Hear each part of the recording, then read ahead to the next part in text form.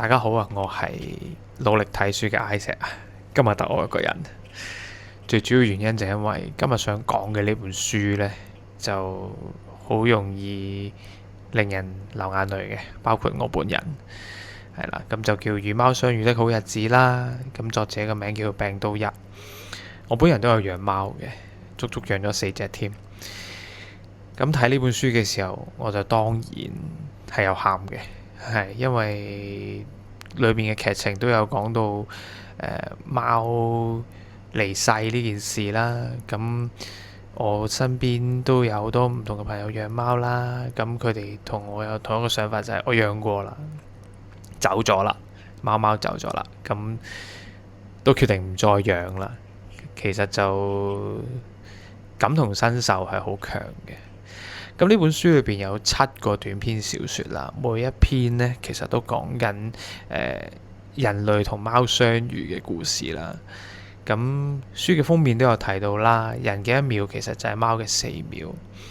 好多時候我哋都忽略咗一樣嘢，就係貓其實尤其是家貓啦，其實佢哋嘅生命當中好多時間都喺度等待。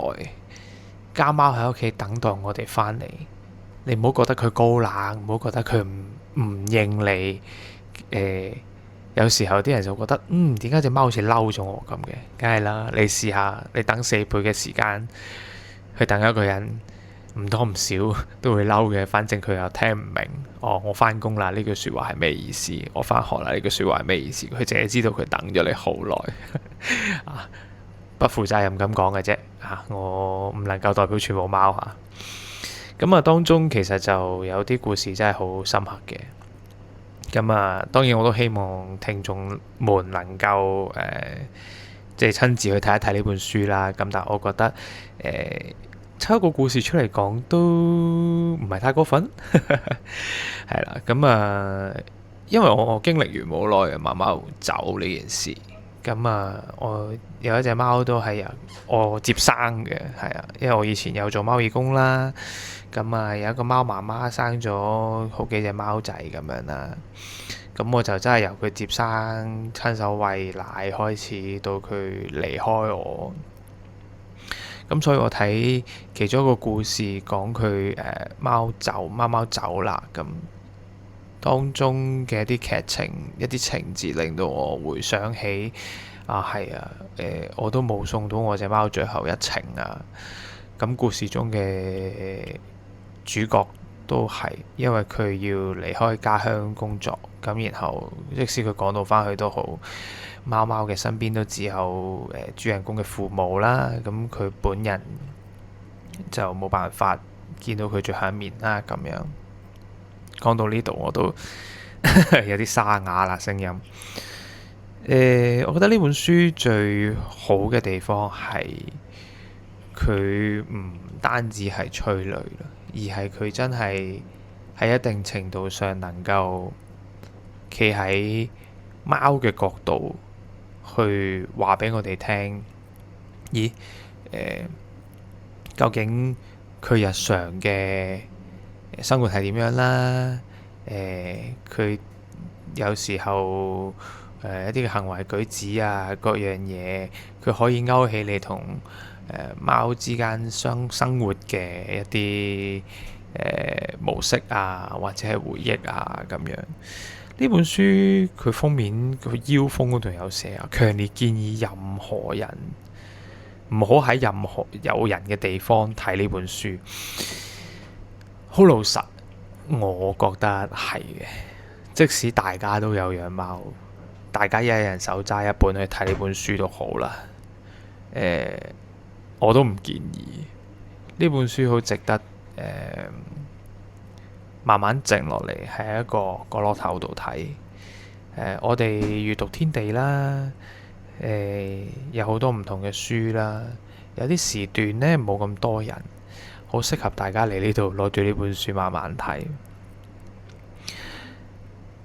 入邊有一個好情節好有趣嘅就係因為大家都一定有試過啦，養過呢啲所謂我哋叫做毛小孩啦，貓咪啊或者狗仔啊咁樣啦，咁會拍片嘅。因為劇情裏邊呢，就係講述，佢覺得我隻貓好似識講嘢，咁然後佢就攞錄影啦、電話啦錄影佢啦，咁然後將佢放慢4倍，咁佢就覺得咦，點解放慢咗4倍之後，我就唔係再聽到喵喵聲叫，而係佢喺度好似講緊我好幸福啊咁樣。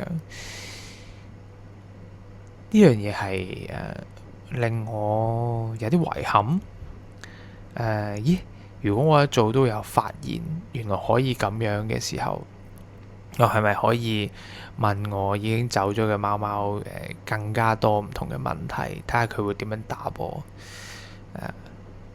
我隻貓係有啲好乖，有啲好曳啦。走咗嘅貓貓係4隻貓當中嘅老大，佢唔係年紀最大，但係佢係最沉穩啦，都係最黐我同我爸爸啦。佢係可以教其他3隻貓屋企規矩㗎啦。只要我一嗌佢啦，佢就會過嚟啦。即使去到好年邁嘅時候啦，佢都會雖然唔再好似後生嘅時候咁活躍啦，咁速度咁快啊，咁靈敏啊，甚至乎喺稍為高啲嘅地方，例如梳化啊或者一張凳啊落嚟啊，都要即係小心翼翼咁樣。咁但係只要我嗌佢，佢就一定會有回應。佢一定會走到我嘅身邊咁樣，所以有時候諗翻同佢一齊生活嘅回憶，佢係有陪我走過好多唔同嘅日子嘅，例如一啲生活好艱難嘅日子啊，例如係開心嘅日子啊，例如係成功嘅日子啊，例如係人生嘅低潮啊，好有趣嘅。其實你只係需要滿足佢最基本嘅生理需求，佢就可以俾到你好大嘅情緒價值。寵物就係一回咁樣嘅事，尤其是係我哋覺得好有平時我哋香港人稱之為好高竇嘅貓，實際上佢俾你嘅情緒價值係你唔能夠想像嘅。你以為佢會唔睬你咩？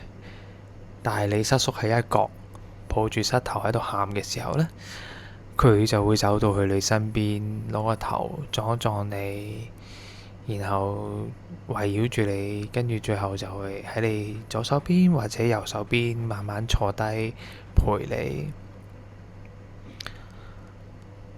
講到呢度我又有啲因為回憶而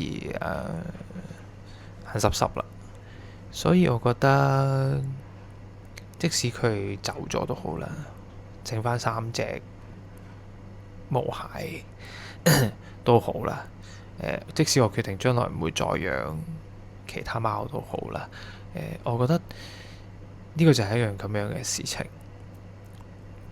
養咗佢，佢離開咗我身邊，我好傷心。但係再俾我揀一次，我同樣都會再領養佢一次。係咪好矛盾呢？呢本書就係講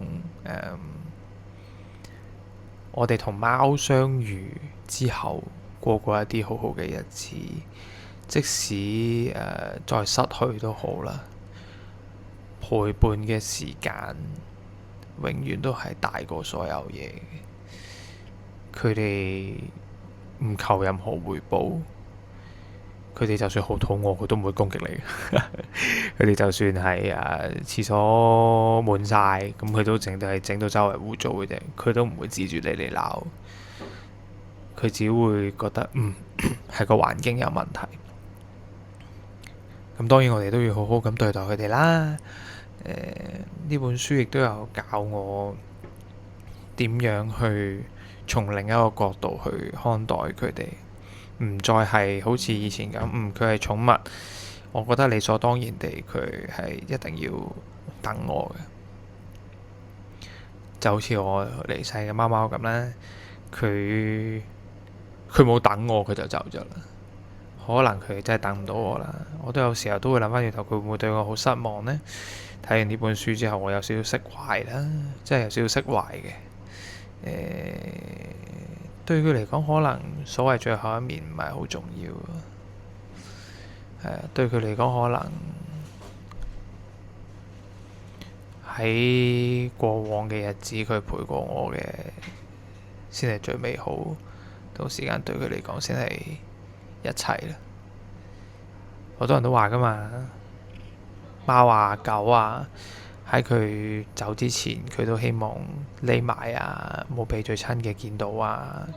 呢個係一個動物嘅本能嚟嘅。呢樣嘢同人類好唔同嘅。人可能都係怕寂寞啊，希望臨走嘅時候都有人可以送一送自己啊。但係動物唔係咁，所以我就話對我嚟講就係佢唔希望我傷心，所以佢就自己走啦。喺趁我唔喺度嘅時候自己走啦。對我嚟講，離別係痛苦嘅，但係同時間我覺得係唔後悔嘅。都歡迎大家嚟睇一睇呢本書啦。咁7個嘅短篇故事，你唔需要一定都一次過睇晒，花少時間嚟我哋閱讀天地，可能每次嚟睇一個故事，5分鐘、10分鐘、15分鐘、20分鐘，回憶一下，勾起一下你曾經同貓嘅日子。下次再有其他關於寵物啊、動物啊，或者一啲奇特相遇嘅故事，我哋閱讀天地會再同大家分享。拜拜。